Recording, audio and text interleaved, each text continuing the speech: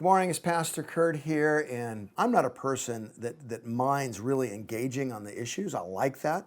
I just don't like the way our debates have become the last few years. Are you like me? First of all, they don't answer the questions. They ask them about taxation and they go, well, my record is that I love children. My opponent eats puppies. And they divert and answer the question they want to ask. Here's what I've learned about debates a long time ago.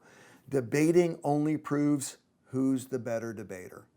Doesn't prove who's true. And it pushes people in a corner. The more intense the debates have become in our culture, the more divided we've become. The Apostle Paul has some advice on this. In Philippians chapter 2, in verse 14, he says a simple exhortation. Do everything without grumbling or arguing.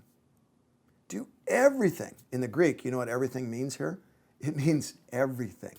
Without grumbling or arguing. What's grumbling? It's that stuff you do after the meeting. You have a meeting with your boss or your coworkers and some idea is not going to work and you have silent dissent and you go out in the hallway and grumble. It's what a teenager says to the mom after she says, you're going to clean this room. And he goes, what did you say?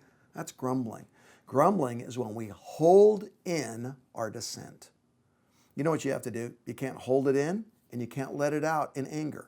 You've got to learn to talk. And then he says, no arguing. Arguing is you against me. This is a position God is always against. The Bible says, I battle not against any person, any flesh or blood. There's no arguing. See, the difference between arguing and disagreeing is a big one. Disagreeing is you and I against the problem, trying to find an agreeable solution. An argument is personal. It's me against you. What would happen, especially in our culture right now, if we took Paul's advice seriously and in everything, politics, Facebook, religion, everything, we stopped grumbling. We stopped holding in dissent and we actually started talking to each other. And we stopped arguing. We stopped being me against you. Not everyone who disagrees with me is a villain. And not everyone who disagrees with you is an idiot.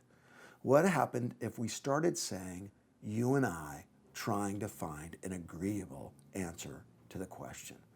Well, I don't know. Sometimes I don't believe that can happen, but I'm going to pray it happens. And maybe if enough of us pray, we'll find some unity and dialogue and we'll move forward instead of backwards.